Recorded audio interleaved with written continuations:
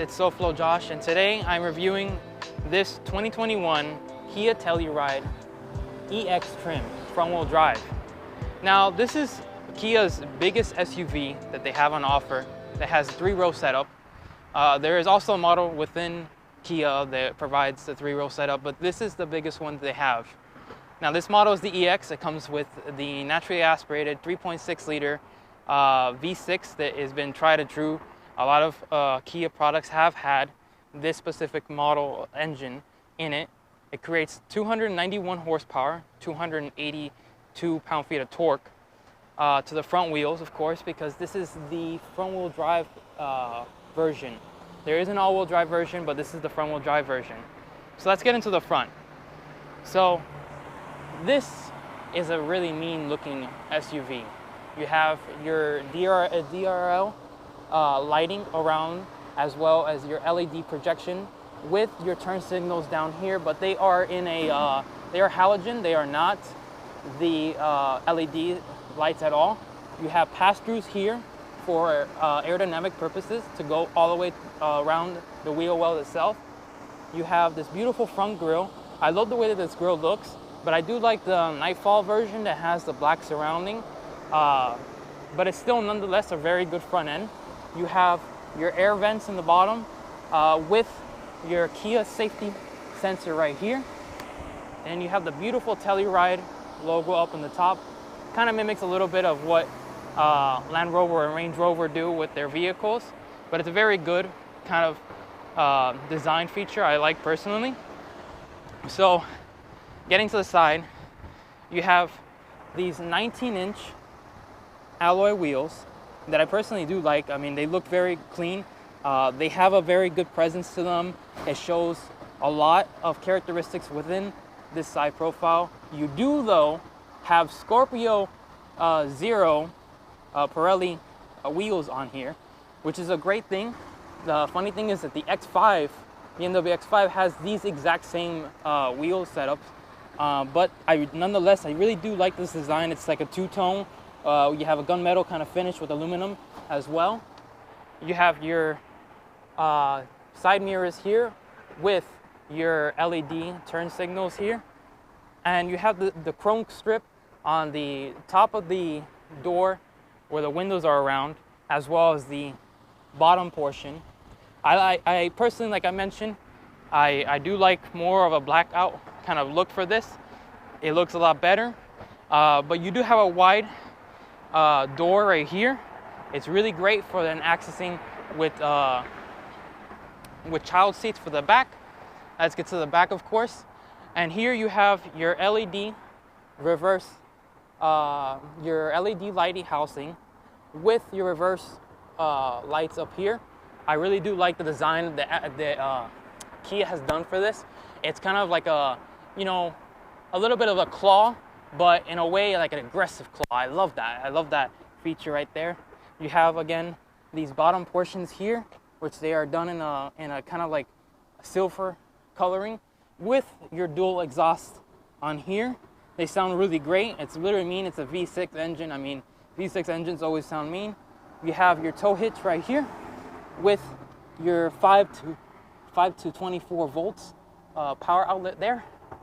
Again, you have the lettering of Telluride right here, all across the back, just like how Land Rover and Range Rover do. You have your Kia logo right here. All right, so let's get into the back trunk area. Now, this is really big, to be honest with you. This is a very big SUV. Remember, this is a front-wheel drive architecture, so you're gonna have more cabin space to put a lot of things in. As you can see right here, this model does come with a 3-row seat, but we do have the kind of WeatherTech kind of liner here, so they can protect your gear. A lot of people like to go outside, you know, adventure with this. I mean, it's called the Telluride.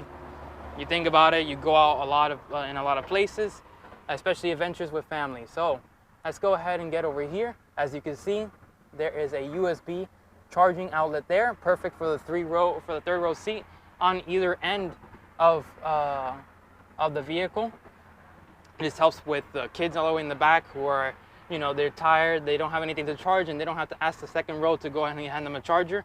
You have your cup holders right here on both ends with another speaker on the left side and the right side, of course. This is actually pretty big. I really do like this type of interior space. Remember, like I mentioned, front-wheel drive architecture. You're gonna have more interior space than you getting a rear-wheel drive architecture like a BMW X7 that doesn't have as much cabin space because it is a rear-wheel drive chassis. So let's go ahead and get into the back seat. As you see, the door opens very, very wide. It's perfect space, amount of length to get into the back seat to put a baby seat. Let's go ahead and sit inside and shut the door. Door sounds very, very solid, very good. As you can see, the door panels, you have your wood trim here on the EX trim with your aluminum finished door handles. You have your switches for your windows, as well as your privacy visors. This is really great for whenever you have kids as well. Back seat room, I'm sitting up very tall. I am 6 foot. You have at least a solid 3 inches of headroom here for my height. Sitting here behind my seat setting, you can see I have a ton of leg room. Look at this. That's massive amount of leg room right there. That's really great for the kids back here. They don't have to be kicking always back on the back seat here. You do have pockets here on both sides, and a cool little nifty feature. You have your USB on the door, on the seats, the seat back over here. Really cool. You have your 2 cup holders right here. You have your 12 volt power outlet, and you have your AC controls for the rear occupants, as well as your light, which is LED, which is a great thing. I love LED lights.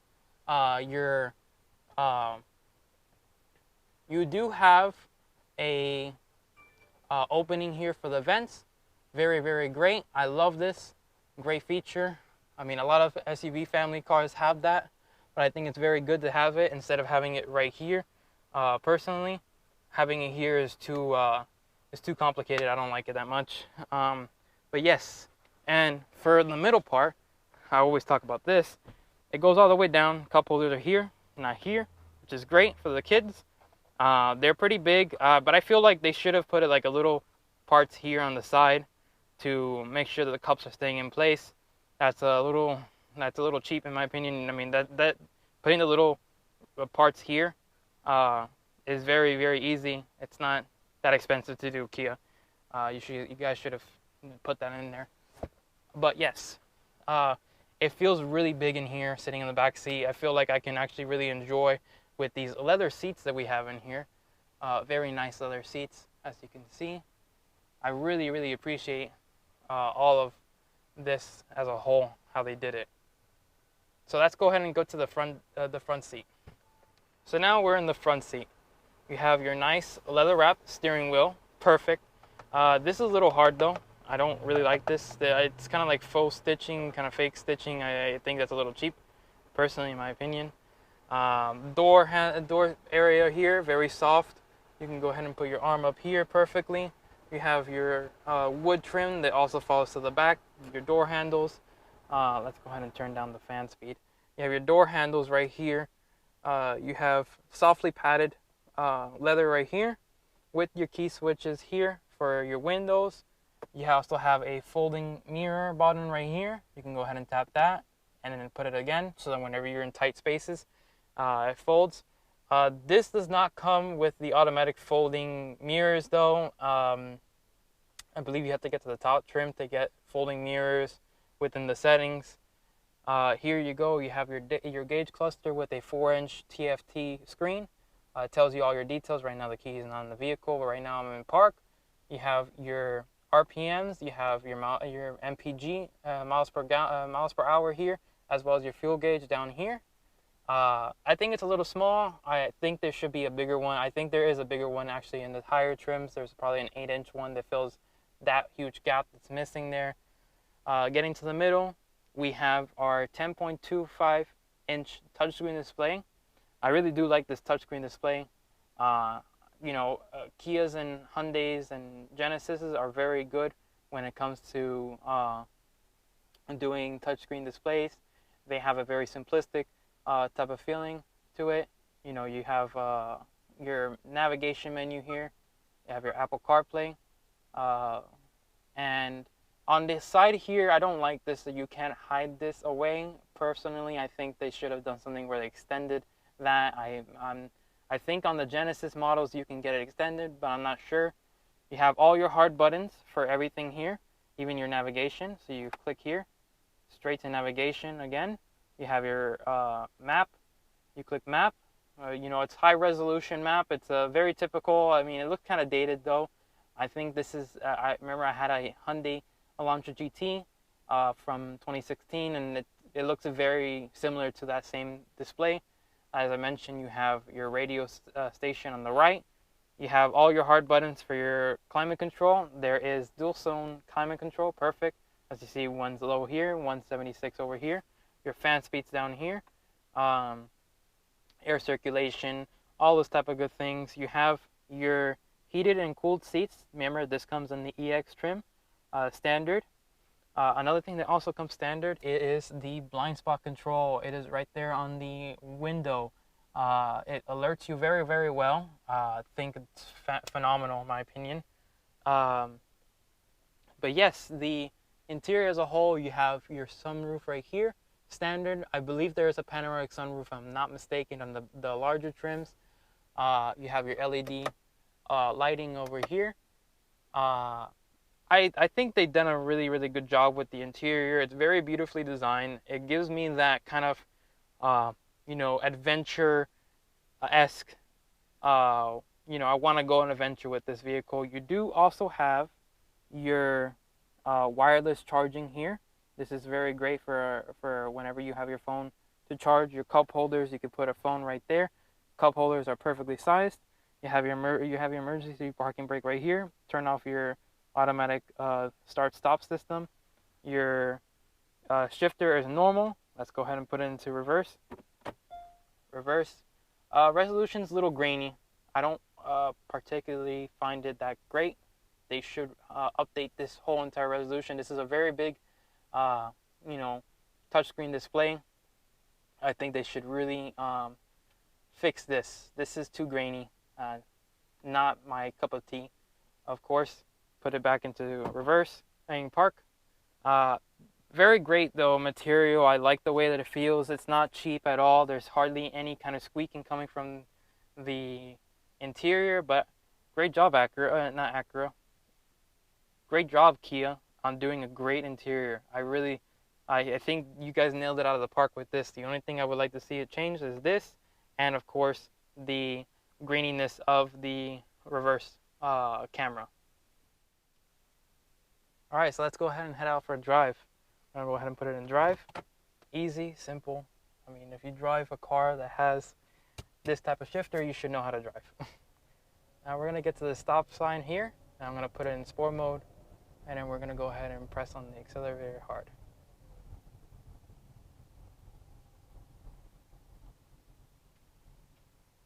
We're here at the stop sign. I have it in sport mode. We're going to go now.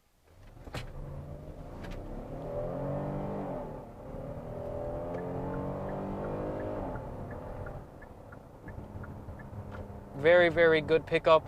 As you felt, I'm not sure if you felt it or heard it in the video, but there was a lot of wheel slippage off the line. Of course, this is a front-wheel drive model. On the all-wheel drive model, you won't be feeling that as much. You'll feel the instantaneous torque vectoring system going on within the all-wheel drive system. But very, very good off the line. It is enough torque to get you on a highway to go ahead and pass and to merge onto a highway, of course. I believe that it has a lot of amount of torque to get you onto merging onto a highway, but it does have a lot of wheel slip for the front-wheel drive model. I would have liked to have seen, you know, some kind of tech that Kia would have put into the front-wheel drive, like a limited slip differential in the front, so then it doesn't have that much wheel slip off the line, but very good nonetheless. So right about ride quality, I mean, The riding is very, very good. Very responsive steering wheel. When you point it somewhere, it goes there. There is some kind of imperfections, of course, with the amount of wheel sound coming into the cabin you hear. Reason being is because these are all-season tires. All-season tires are always going to be louder than your summer tires, no matter what the fact is. I personally would go and see if maybe they have some kind of summer tires for this model, and I'd go and get those, because the amount of sound coming in from the exterior is a little too high for my liking. But nonetheless, this car really does have oh, and not only that, you have an option here if you have low gas mileage. This is a very good thing. Low gas mileage, they go ahead and tell you, would you like to go ahead and see a gas station nearby? And you have a bunch of menus right there telling you which gas station is closest to you, how far it is and how far it could take you, and tells you the exact price of that gas for regular fuel. But yes, this is a very good car. The feeling that you get in here, it doesn't feel too big. You know, the exterior might look too big, but it doesn't feel that way. It feels like you're driving a regular compact SUV, and that's due in part because, you know, your cabin, you have a front-wheel drive architecture. You have more volume inside of the car for seating for the second row and the third row, as well as the front seats, and it makes you feel like you're really driving a compact SUV. Now for traffic use, as you see, I'm in traffic. This is typical Miami traffic. You get this everywhere. You do have an automatic start-stop function. You go ahead and put your foot on the brake. Sometimes it works, sometimes it doesn't. A lot of models in the class do this exact same thing, where it works and it doesn't want to work. It depends on, you know, what input you put onto the brake for it to go ahead and activate. But the driving of this car, like I said, it's more of a compact than it is a full-size. There should be some kind of, I've been hearing rumors, there should be some kind of bigger SUV coming out from the Kia family. Even an electric model of this version, maybe being called the EV7 down the line. But for right now, this is a very good family vehicle. I personally, if I had a family, I would totally get this. You have a great value, you have great safety tech within this model. Mind you, it has forward collision warning, forward mitigation system, pedestrian detection. You have rear cross traffic alert as well, and you have also standard from the base trim. Mind you, a lot of car companies don't do this. From the base trim, you get blind spot detection. That helps a lot, especially in a bigger SUV like this, even though you have wide windows all around. But nonetheless, I think personally they knocked it out of the park with this vehicle. But that's it for SoFlo Josh. Make sure you like and subscribe and comment down below what you think about the Kia Telluride. Let me know how you've been liking the videos lately. What would you like to see changed? What would you like to see information-wise? But yeah, that's it from SoFlo Josh. I'll see you guys next time.